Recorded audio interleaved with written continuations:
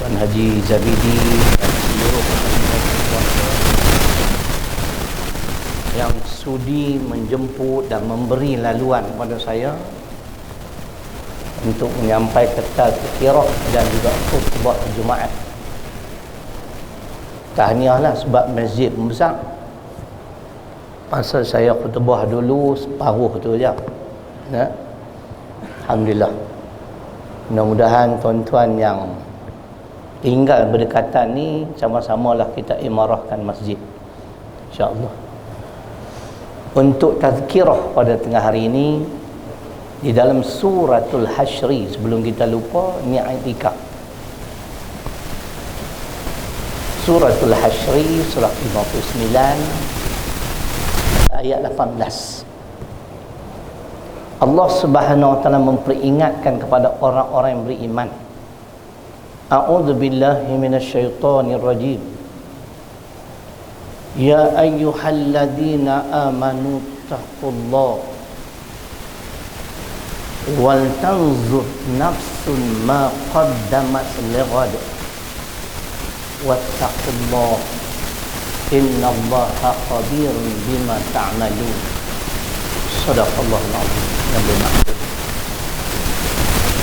wahai orang-orang yang beriman, bertakwalah kamu kepada Allah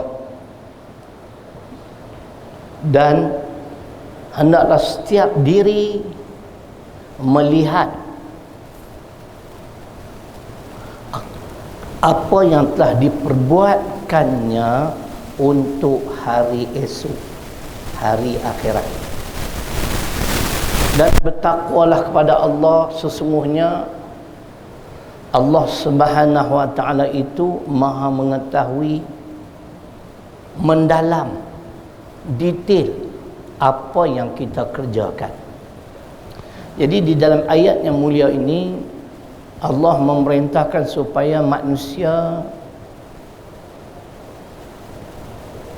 mengadakan persiapan bekalan akhirat. Kena ingat, hak muda pun mati, hak tua pun mati.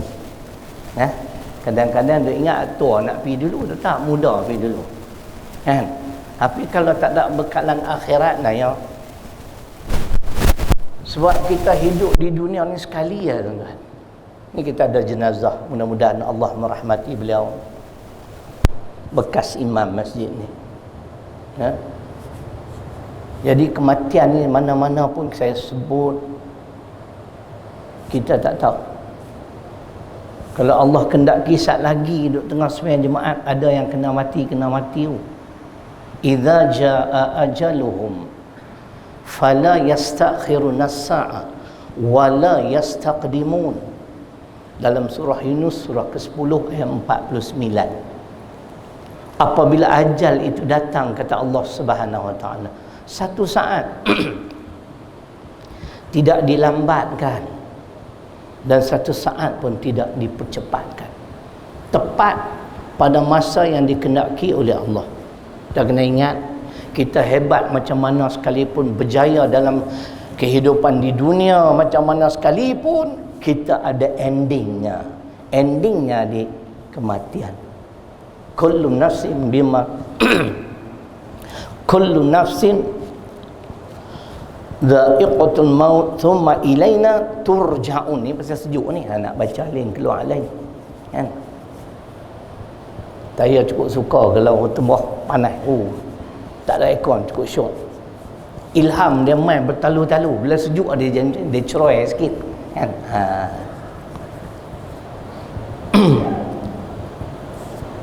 Setiap jiwa yang bernafas, kullu nafsin dha'iqatul maut, akan merasai kematian. Thumma ilaina turja'un, kemudian kamu semua akan dikembalikan kepada aku. Surah ke-29 Al-Ankabut ayat 57. Sejuk sepasal, jadi ketang. Tengok orang ramai pun ketang ya. Walaupun kita ni dah barulah belajar dakwah ni, baru 30 tahun. Umur hang tak ada lagi apa? Umur apa? Tu aku berdakwah hang ke dunia tak ada akhir. Sejuk. Sejuk aircon. Takut tu dah, insya-Allah. Nah, jadi itu di antara dalil. Dan kita kena faham, macam saya sebut tadi, hebat macam mana pun ada kesudahan dengan kematian. Tapi kalau kita tak memahami apa matlamat hidup kita di dunia, kita menyesal. Ni dekat itu makan, tu lah lama tak jumpa, ada 50 tahun tak jumpa. Tengok tadi macam kenal anak Pak Idir ya. Alhamdulillah, tu sahabat lama. Nah, kita dengar sikit. Setelah Allah mengatakan supaya kita mengadakan bekalan akhirat, saya nak baca surah Al-Mu'minun, surah 23 ayat 115. Cuba mai kita faham. Alhamdulillah lah hari ni orang ramai. Lama dah khutbah tak ramai macam ni, kan? Sebab penjarakan sosial ni. Bila kerana masjid ni luas, besar, memanglah walaupun kita masih ikut SOP. Kalau 4,000 boleh jadi 2,000 kan. Kalau di belah kita duk buat tu, masjid tu 1,000 ya. Tinggal 500. Dia bila tengok ramai ni, dia semangat lebih.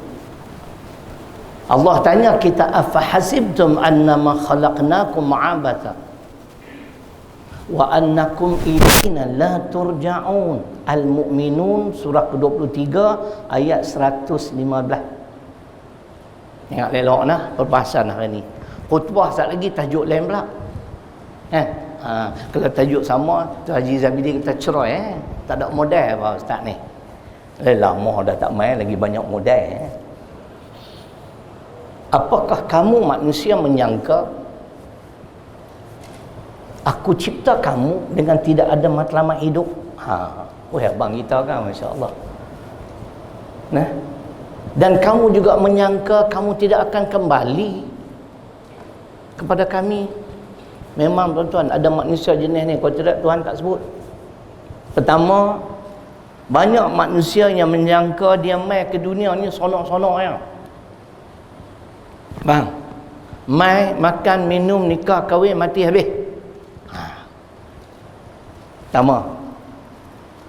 Yang kedua, ada juga yang yakin bahawasanya tak ada hari pertemuan dengan Allah. Habis di dunia habis Allah, berat. Ini persoalan akidah. Jadi kita nak habat sikit lah. Pukul 1.20. Okey. Oi, lama lagi lah no. Jadi khutbah tak boleh lama-lama lah. Takat 2 jam boleh. Boleh tunggu? Hampa tunggu, aku nak balik lagi. Ya? Baik. Sebelum 121 saya berhenti dulu, kau ada nak buat pengumuman apa kan? Apa matlamat hidup kita? What's the purpose of our life? Cakap Inggeris sikit. Apa matlamat hidup kita? 4, tuan-tuan. Ni yang kita kena faham. Kalau umat Islam semua memahami tujuan dan matlamat hidup kita, dunia ni cukup aman. Umat Islam pasti akan bersatu. Hari ni Allah tahu. Yang bukan Islam duk bertepuk tangan ya tuan-tuan. Allah berfirman di dalam surah Al-Anfal surah ke-8 ayat 46, wa ati'ullah wa rasulahu wa la tanaza'u fatafshalu wa tadhhaba rihukum wasbiru innallaha ma'as sabirin. Maksudnya, dan taatlah kamu pada Allah, dan dalam masa yang sama wajib kena taat kepada Rasul Muhammad sallallahu alaihi wasallam, dan janganlah kamu bercakaran sesama sendiri. Tu Tuhan peringat. Pasal apa bang? Bila bercakaran sesama sendiri, kamu lemah semangat dan hilang kekuatan. Musuh tepuk tangan. Musuh ni tuan-tuan. Dalam surah Al-Anfal juga, surah ke-8 pada ayat 73, Allah sebut, walladzina kafaru ba'duhum awliya'u ba'd illa taf'aluhu takun fitnatun fil ardi wa fasadun kabir. Dengar elok lepas ni, ingat bila-bila. Surah ke-8 ayat 73. Ustaz ni dia ceramah ke, dia kuliah ke, dia bagi tahu nama surah ke berapa, ayat berapa. Adakah semua betul? Tak tahu, tuan-tuan kena cek sendiri. Allah berfirman, dan orang-orang kafir, kata Allah, sebahagian mereka adalah pelindung kepada sebahagian yang lain. Mana apa? Mereka tolong-menolong kuat. Sekiranya kamu umat Islam asyik bercakaran sesama sendiri, Tuan Haji Zabidi, yang Allah sebut dalam Quran, kamu akan berhadapan dengan satu fitnah, malapetaka dan kerosakan yang besar akan berlaku di atas muka bumi. Ni fitnah ni jadi. Orang Melayu Islam berpecah, Arab berpecah. Kafir duduk tunggu masa ya, adik duduk tepuk tangan lah, cantik. Dia pun lagi cucuk, main peranan, cucuk sana, cucuk sini. Betul Pak Haji Zabidi? Betul mamu kenal tak saya? Nasib baik kenal. Tuan-tuan kenal tak ni? Ni Ustaz Syahril Long. Nah, kot lah tak kenal kan. Kita jarang main Pulau Pinang. Kita tak apa nak pandai ceramah. Saya pun orang bagi gelaran UBB. UBB ni Ustaz Besar-Besar. Ustaz Besar-Besar ya. Tengok Allah sebut. Ayat tadi, Al-Anfal 46, Allah suruh kita taat kepada Allah dan Rasul. Dan jangan kita bercakaran sesama sendiri. Kamu akan lemah semangat dan hilang kekuatan kamu. Dan bersabarlah. Sesungguhnya Allah bersama-sama dengan orang-orang yang sabar. Tuan, hak muda-muda ni kahwin ni tak ni? Kerja tak? Kerja? Belajar? Oh, ni anak orang kaya, kerja pun tak, kahwin pun tak. Ustaz ni dia kuat selera sikit. Lagi kalau saya buat lawak atas mimbar, hampa jangan duk gelak pula. Ustaz ni kan dia kira, dia terlupa kadang-kadang. Tak kahwin lagi. Ni kahwin, ada anak-anak kecil ni. Allah berfirman dalam surah An-Nisa, surah keempat ayat 9. Wal yakhshal ladzina law taraku min khalfihim dzurriyyatan dhi'afan khafu 'alaihim falyattaqullah wal yaqulu qawlan sadida. Cuba pergi tengok ayat ni, dia kata apa? Bang, Tuhan suruh kita menaruh rasa bimbang, rasa takut. Takut bukan takut musuh, bimbang terhadap masa depan anak cucu kita ni. Bagaimana keselamatan mereka, akidah mereka terjamin ke? Boleh faham tak Pak Haji? Ni ayat Quran. Banyaklah 5-6 ayat Quran yang saya baca. Tak lagi atas lain pula.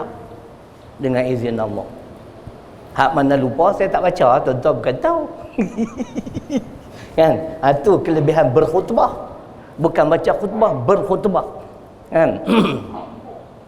Duduk di rumah plan nak baca 10 ayat Quran. Naik atas ingat 3. Hampa bukan tahu. Kan? Tu Allah sebut. Hendaklah kita menaruh rasa bimbang, rasa takut tentang keturunan atau zuriat yang bakal kita tinggalkan pada suatu hari nanti. Bagaimana masa depan mereka, keselamatan mereka, Allah. Sebab tu kita nak Islam memimpin abang. Bukan Islam dipimpin. Setuju tak? Alhamdulillah. Setuju tak? Kalau tak setuju, duduk belakang. Kita nak Islam memimpin. Hari ni Islam dipimpin, tak betul. Al-yawma akmaltu lakum dinakum wa atmamtu alaikum ni'mati wa raditu lakumul Islam madina. Al-Maidah surah 5 di pertengahan ayat yang ketiga. Pada hari ini telah kusempurnakan bagi kamu agama kamu dan telah kucukupkan nikmatku kepadamu dan aku redha Islam sebagai agama. Alhamdulillah, kita lahir sebagai seorang Islam, tuan-tuan. Jaga Islam kita, jaga iman kita elok-elok. InsyaAllah. Jahat, jemuan macam mana pun, selama mana iman dan Islam tak rosak, masuk juga syurga. berdasarkan hadis riwayat Imam Muslim yang panjang, qad aflaha man aslam, sesungguhnya beruntunglah sesiapa yang Islam. Dibuka hadis yang panjang tu, sebahagian saya baca tu, inilah di antara golongan yang terakhir dimasukkan ke dalam syurga Allah dengan rahmatnya. Walhal masa hidup di dunia tu macam Jebon. Tahu Jebon? Jebon tak kenal? James Bond? Oh, James Bond kenal sebab awet dia lawa-lawa. Tuan-tuan, tapi janganlah jadi Jebon pula. Pasal saya nak abang, esok di negeri akhirat, satu hari dalam neraka Allah bersamaan 1000 tahun di dunia. Surah ke-22 ayat 47 Al-Hajj, dalil dia, satu hari negeri akhirat bersamaan 1000 tahun di dunia. Larat lah. Kalau Allah humban kita ke dalam neraka 10,000 tahun di akhirat, di dunia lama mana bandingan dah? Tak tahu. Aku pun tak tahu. Banyaklah tu, lama lah tu. Nah. Nah, boleh tuan-tuan. Nampak dia tak pernah senyum pun.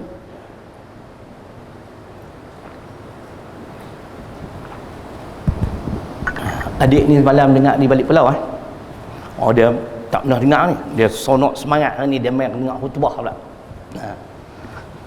Saya kempen orang balik pulau ramai lah dengar. Silat-silat Sungai Burung ni tak ada sembahyang Jumaat apa. Semua nak main ni. Dengar-dengar tak sedap pun cerai Sedap tak sedap bukan kerja saya. Memang betul. Kadang-kadang dia kena ikut mood juga. Bila tak ada mood, korang tidur memang tak sedap. Tapi bila dapat tidur sikit, fresh, mamu, bukan Power Rangers, Ultraman tu. Jadi kita nak abang sikit lah. Abang macam kedai apa matlamat hidup kita yang pertama, nak ringkas cerita lah, kesemua kita adalah hamba Allah. Faham adik? Adik tak kerja lagi. Esok bila adik kerja, tanya abang-abang kerja tu di mana, di apa, ada kelampan yang kat sini, bos ke apa, bos ada. Depa ada undang-undang dan peraturan kan, hari Jumaat berapa keluar, berapa masuk. Kesemua kita ni hamba Allah, kita pun ada undang-undang peraturan, kena ikut lah. Suka tak suka kena ikut lah. Mana boleh adik makan, adik minum rezeki siapa bagi? Ni ayak ni siapa buat? PBA.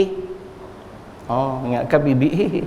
Afara'aitumul ma'alladhi tashrabun a'antum anzaltumuhu minal muzni am nahnul munzilun law nasha'u ja'alnahu ujajan falawla tashkurun. Suratul Waqi'ah surah ke-56 ayat 68 hingga 70. Tuhan tanya bab ayam.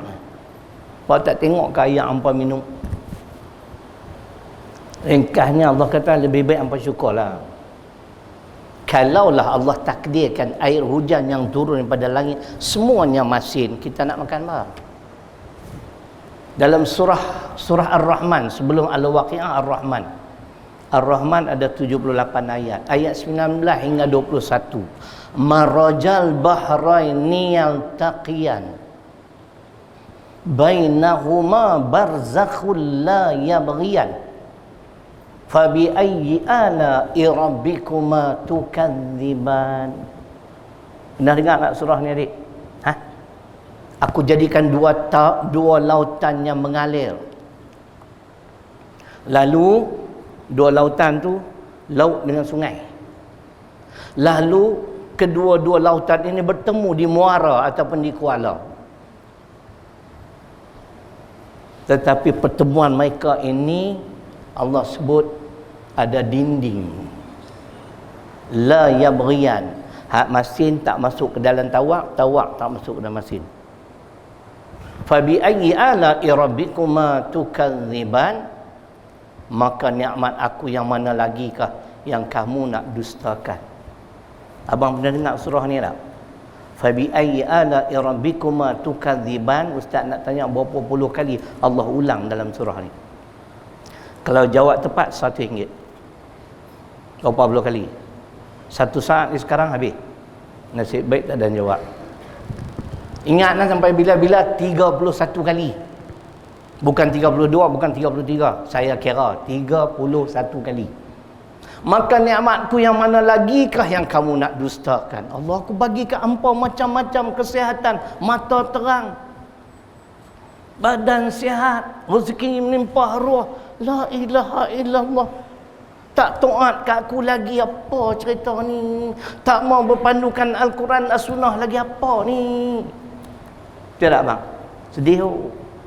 Perpecahan yang berlaku dalam negara kita, khususnya negara kita, amat menyedih dan merugikan Islam, tuan-tuan. Tidak bang? Bang, saya duduk tengok saya tu, kau tu, baju putih. Nampak macam ustaz lah. Baru nak start, lambat lagi. Tuan tanya, maka nikmat aku yang mana lagi kah yang kau nak dustakan? Yang hangpa tak mau jadi hamba aku ni pasal apa? Tidak. Ada yang jadi hamba dunia. Ada tak? Cari dunia. Kita ni yang semayang tunggin tu balik apa, semayang malam, puasa sunat, kuih kering macam Wahid Sateh.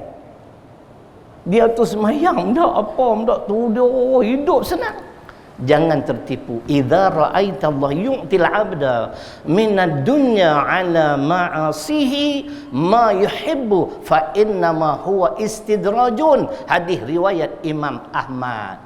Tuan-tuan, kalau tuan-tuan tengok orang jenis tu semayang dak, puasa dak, tutup aurat dak, tapi hidup dia di dunia berjaya sebab dia pun kejar dunia, itu dikatakan istidraj. Faham tak istidraj? Dik tak faham? Tak faham? Walladzina kadzabu biayatina sanastadrijuhum min haitsu la ya'lamun. Ini ayat istidraj, surah ke-7 Al-A'raf ayat 182. Istidraj ni nak bagi tahu Tuhan bagi sampai kita kenyang, kita pun lagi lupa, lagi ego, lagi sombong. Masa tu dia tarik balik. Masa tu jam. Dia nak tarik balik abang, kita pun tak tahu dari arah mana.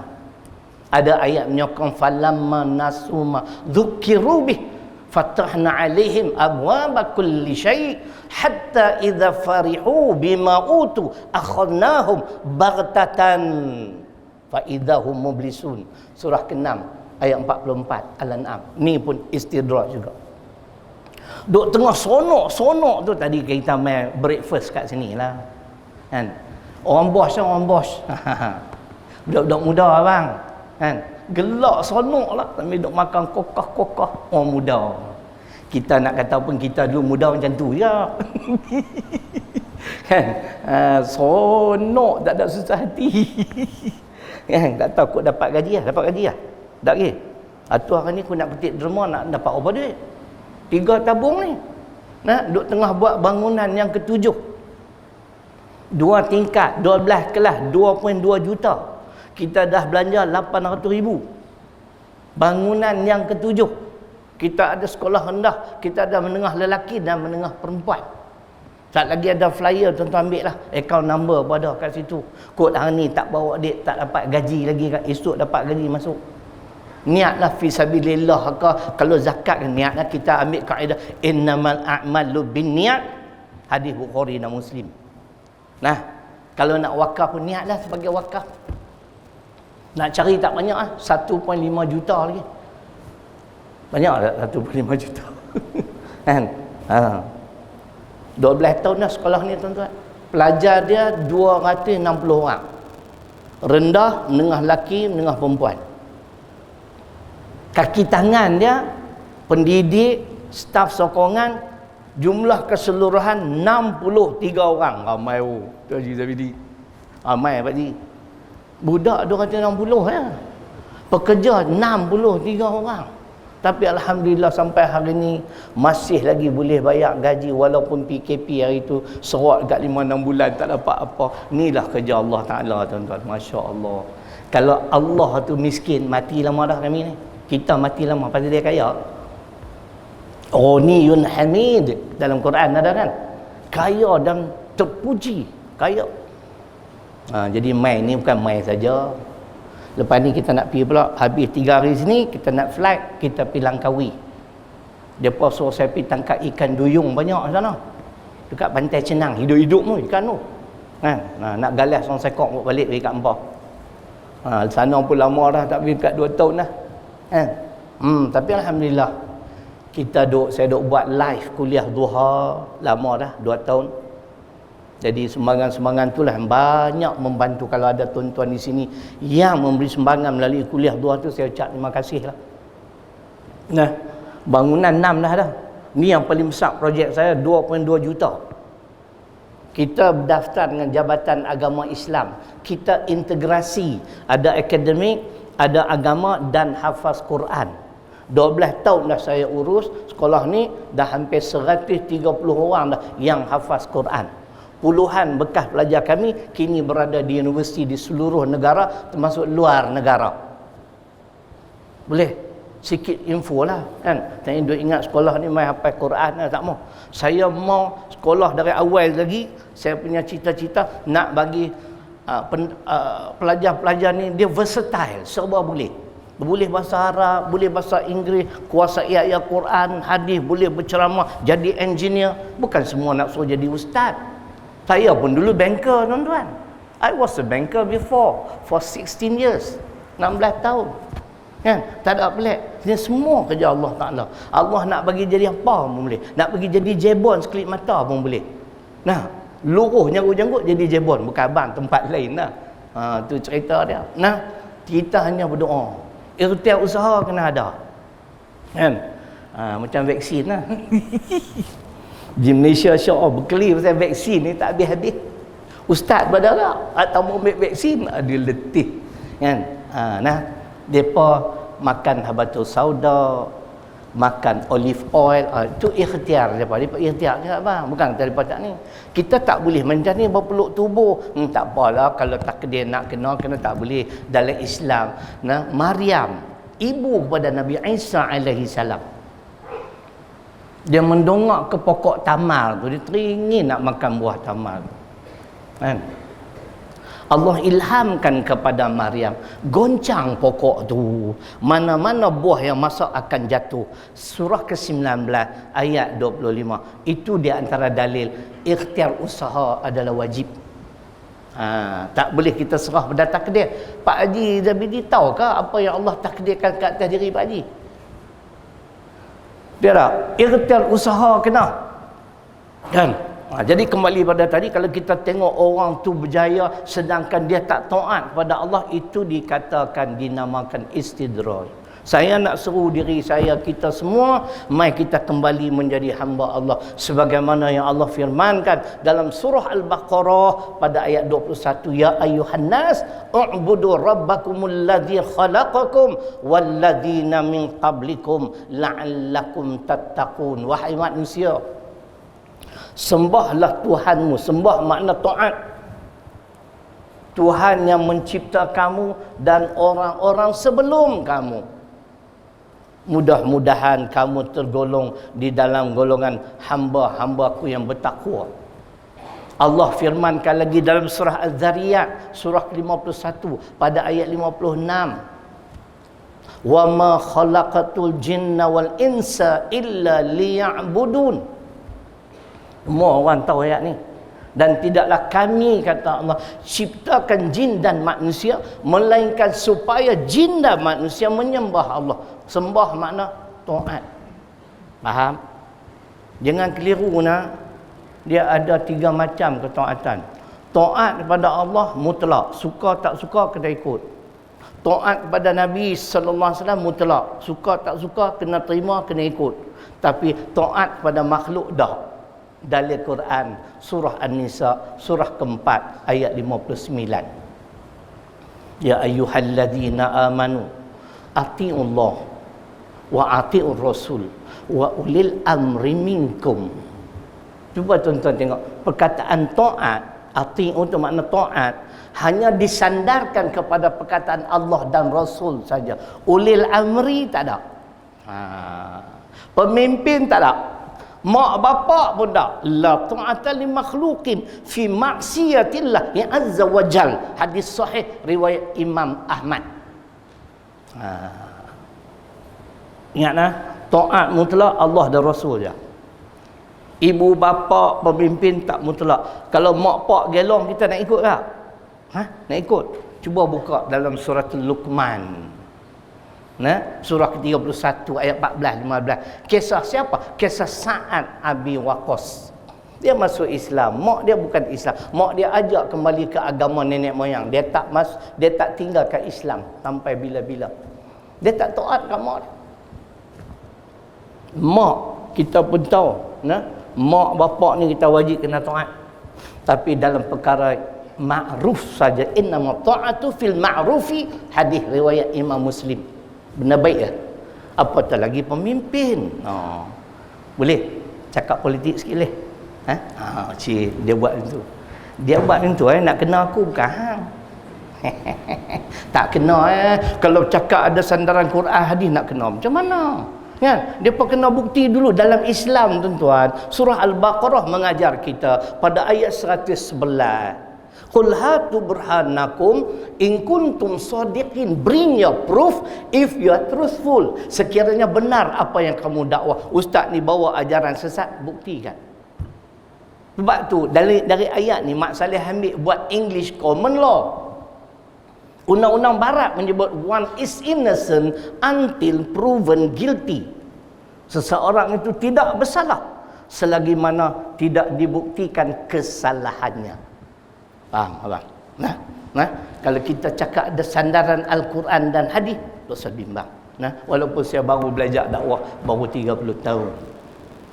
Pasal ada yang lagi lama 50 tahun pun dah. Kita baru 30 tahun. Jadi matlamat hidup kita pertama, kita adalah hamba Allah. Suka tak suka, wajib kena ikut ketetapan Allah dan Rasul. Tak ada nak baca ayat Quran surah ke-33 ayat 36, muka surat 1110 tafsir pimpinan Ar-Rahman. Cuba pergi tengok ayat tu, masya-Allah. 19 Oktober yang lalu Allah bagi peluang pada saya, tuan-tuan, bertemu dengan Dr. Zakir Naik di rumah dia. Orang heran tu. Macam mana Ustaz Syariah boleh pergi jumpa Dr. Zakir Naik? Aku dengan dia sama.